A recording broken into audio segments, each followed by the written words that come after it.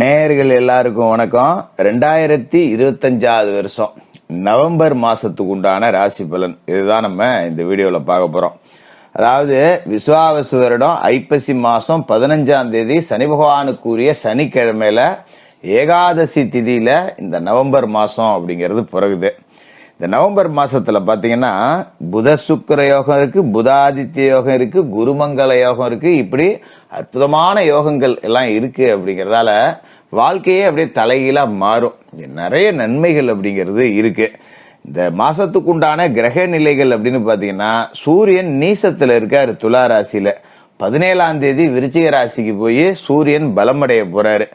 செவ்வாய் விருச்சிகத்துல இருக்கார், சூரியன் அவரோட சேர போறார். புதன் துலா ராசியில இருக்காரு, சுக்கிரன் கன்னி ராசியில இருக்காரு. 3ஆம் தேதி துலா ராசியில இருக்காரு, 27ஆம் தேதி விருச்சிக ராசிக்கு போக போறாரு.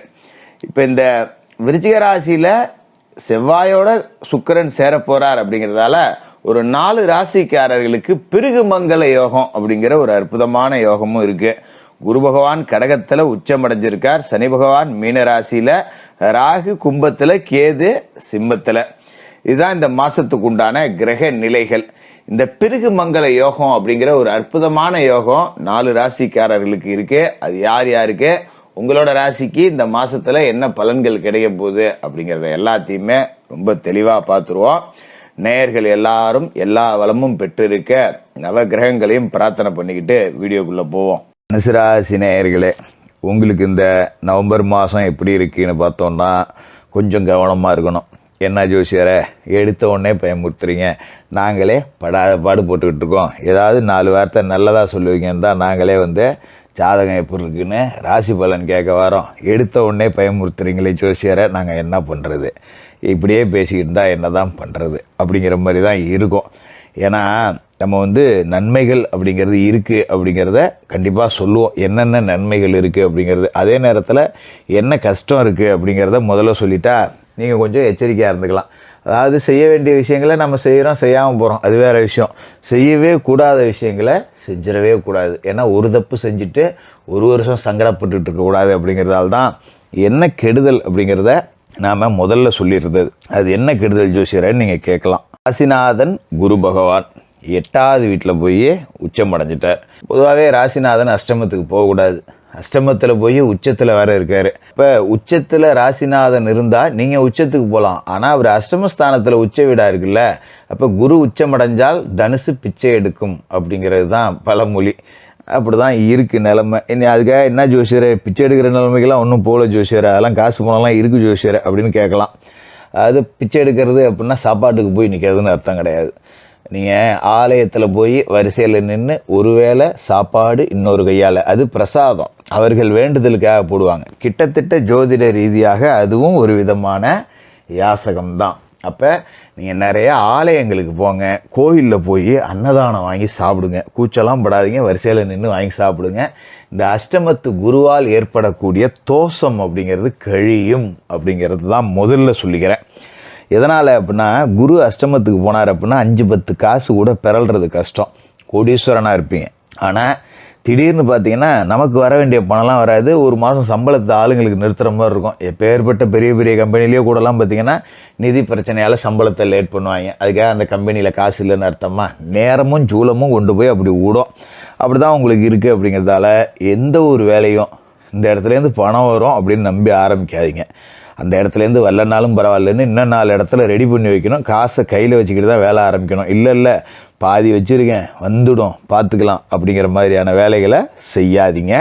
அதே மாதிரி யாருக்கும் கடன் கொடுக்காதீங்க, கடன் வாங்காதீங்க. அஷ்டமத்தில் குரு இருக்கார், அதிசாரத்தில் இருந்தாலும் அஷ்டமத்தில் தான் இருக்கார் அப்படிங்கிறத மறந்துடக்கூடாது. அதே நேரத்தில் குரு இருக்கிற இடத்த விட பார்க்குற இடத்துக்கு ஓரளவுக்கு பலன்கள் அப்படிங்கிறதையும் கொடுப்பாரு. அந்த வகையில் குரு விருச்சிக ராசியில் இருக்கிற செவ்வாயை பார்க்குறார். இதனால் குருமங்கல யோகம் உருவாகுது. உங்களோட ராசிக்கு அதிபதியான குரு மங்களமடைகிறார். அப்படிங்கிறதால நிறைய மங்கள நிகழ்ச்சிகள் நடக்கும். இதுக்கு நீங்கள் செலவு பண்ணலாம். எதுக்கு காசை வச்சுக்கிட்டு நான் காரியம் ஆரம்பிக்கணும்னு சொன்னேன்? இது எல்லாமே நல்ல காரியம் நடக்கக்கூடிய நாள். ஏன்னா ராசிநாதன் மங்கள யோகம் அடைகிறார் அப்படின்னா அந்த ராசிக்கு சொந்தக்காரர்களான உங்களுக்கு நிறைய சுப நிகழ்ச்சிகள் வரப்போகுது. அது கல்யாணம், காதுகுத்து, பெற்றோர்களோட மணி விழா, பவள விழா, முத்து விழா, ரிட்டையர்ட் ஆகிற விழா, பிறந்த நாள், ஒரு பிரசவ நாமம் ஆகிறது, பிள்ளை பேர் கிடைக்கிறது, இப்படி ஏதாவது உங்களுக்கு சுப செலவுகள் அப்படிங்கிறது வரும். அதுக்கு உண்டான காசை தயார் பண்ணி வச்சிங்க, இல்லை 1க்கு 4 இடத்துல சொல்லி வச்சிங்கிறது தான் முன்னாடி சொன்னேன். அப்போ குரு மங்கள யோகம் அடைகிறதால மங்கள நிகழ்ச்சிகள் நிறைய நடக்கும். வீட்டில் கெட்டி மேலே சத்தம் உண்டு. அதேமாரி நிறைய உறவுகளோட விழாக்களில் கலந்துக்கிட்டு நிறைய நல்ல நேரம் அப்படிங்கிறதையும் செலவு பண்ணுவீங்க. அந்தளவுக்கு அற்புதமான ஒரு நல்ல நிகழ்ச்சி அப்படிங்கிறதும் நடக்கும். அதுமாரி மாதம் முழுக்க துலா ராசியில் சுக்கிரன், அதாவது 3ஆம் தேதியிலேருந்து 27ஆம் தேதி வரைக்கும் சுக்கிரன் இருக்க போகிறார். 6க்கும் 11க்கும் அதிபதியானவர் லாபஸ்தானத்திலேயே ஆட்சியில் உட்கார்றார். அப்படிங்கும்போது ஆடை ஆபரண சேர்க்கை இருக்குது. புகழ் பெற்றவர்களோட சந்திப்பு அப்படிங்கிறது நடக்கும். இப்போ புரியுதா? ஆடை ஆபரண சேர்க்கை இருக்குன்னா என்ன அர்த்தம்? நம்ம வீட்டில் விசேஷம், இல்லை நெருங்கிய உறவு வகையில் விசேஷம். இப்போ ஒரு மச்சின வீட்டில் கல்யாணம், மாமன் வீட்டில் காது குத்து அப்படின்னா நம்ம தான் போய் அங்கே நின்று நகை செய்யணும், பவுனு செய்யணும். அவங்க நமக்கு புது துணி எடுத்து கொடுப்பாங்க. அப்போ இதெல்லாம் செய்கிறதுக்கு நம்மக்கிட்ட பணம் வேணும். எல்லாத்தையும் ஏற்பாடு பண்ணி வச்சுக்கணுங்கிறது தான் எல்லா கிரகங்களும் அப்படி கூடி காட்டுது. பார்த்தீங்களா? அதுதான் கிரகவாட்டம் அப்படிங்கிறது. அப்போ லாபாதிபதியானவர் லாபஸ்தானத்திலே இருக்கார். அப்படிங்கிறப்ப காசெல்லாம் வந்துடும். 1க்கு 4 இடத்துல ரெடி பண்ணி வைக்கணும் அப்படிங்கிறது தான் கணக்கு சொல்லுது. அதுமாரி பொது வாழ்க்கையில் இருக்கிறவங்களுக்கு எதிர்பார்த்த மாற்றம் அப்படிங்கிறது கிடைக்கும். வியாபாரம் தொழில் செய்கிறவங்களுக்கு பங்குதாரர்கள் இணைவாங்க. கூட்டு தொழில் ரொம்ப சிறப்பாக இருக்கும். குரு உங்களோட ராசிக்கு 2வது வீட்டை பார்க்குறாருங்கிறதால குடும்பம் நல்லாயிருக்கும். குடும்பத்தில் உங்கள் பேச்சுக்கு மட்டும் மரியாதை, மதிப்பு மரியாதை கூடும். கொடுத்த வாக்கை காப்பாற்றுவீங்க.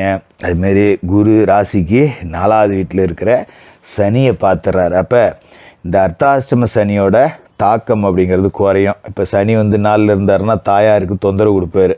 தாயாருக்கு மருத்துவ செலவு பண்ணணும். தாயாரால் பிரச்சனை, இல்லை தாய் வழி சொந்தங்களால் பிரச்சனை, இல்லை தாய் மாமன், சித்தப்பன், பெரியப்பன், இந்த மாதிரி ஏதாவது அப்பா வழியிலையும் பிரச்சனை கொடுப்பார், அம்மா வழியிலையும் பிரச்சனையை கொடுத்துருப்பார் இல்லையா? இப்போ குருபார்க்கு அவரும் புனிதப்படுறாருங்கிறதால பிரிஞ்ச சொந்தங்கள் எல்லாம் ஒன்று சேரலாம். இத்தனையவும் எப்பேற்பட்ட பிரச்சனைகள் வந்தாலும் தாங்கிறதுக்கு ராகு 3வது வீட்டில் இருக்கார். தைரிய வீரிய ராகு அப்படின்னு அவருக்கு பேர். அந்த தைரிய வீரிய ராகு என்ன பண்ணுவார்னா எது வந்தாலும் தாங்கிக்கக்கூடிய சக்தி அப்படிங்கிறத உங்களுக்கு கொடுப்பாரு. அப்போ நீங்கள் எதை பற்றியும் கவலைப்பட தேவையில்லை. அதுமாரி புதன் மாதம் முழுக்கவே துலா ராசியில் தான் இருக்கார். புதனால் பிள்ளைகளோட கல்வி ரொம்ப நல்லாவே இருக்கும். பிள்ளைகள் ஒரு மந்த நிலையில் இருந்த பிள்ளைங்க கூட நல்லா படிக்கும். விவசாயத்தில் மட்டும் கவனமாக இருக்கணும். ஏன்னா 12ஆம் இடத்துல செவ்வாய் இருக்கார். என்னதான் குரு பார்த்தாலும் கூட செவ்வாய் 12ல் இருந்தார்னா பூமி, அதாவது இடம் விவசாயம் பார்க்குறவங்க கொஞ்சம் கவனமாக இருக்கணும். இயற்கை பேரிடர் வரும், 10 ரூபா நட்டம் வரக்கூடிய வாய்ப்பு இருக்குது. அதனால் வெளியூரில் போய் தங்கிடக்கூடாது, கவனமாக இருக்கணும். மற்றபடி பெரிய பாதிப்புகள் இல்லை. இடம் வாங்கலோ விற்கலோ குடுக்கல் வாங்கலோ இந்த மாதத்தில் வேண்டாம். மற்றபடி நல்லா இருப்பீங்க. உங்களால் முடிஞ்சப்போ ஏழைப்பாளைகளுக்கு அன்னதானம் செய்யுங்க. இந்த நவம்பர் மாதம் ரொம்ப சிறப்பான மாதமாக இருக்கும். தனுசு ராசிக்காரர்களுக்கு வாழ்த்துக்கள்.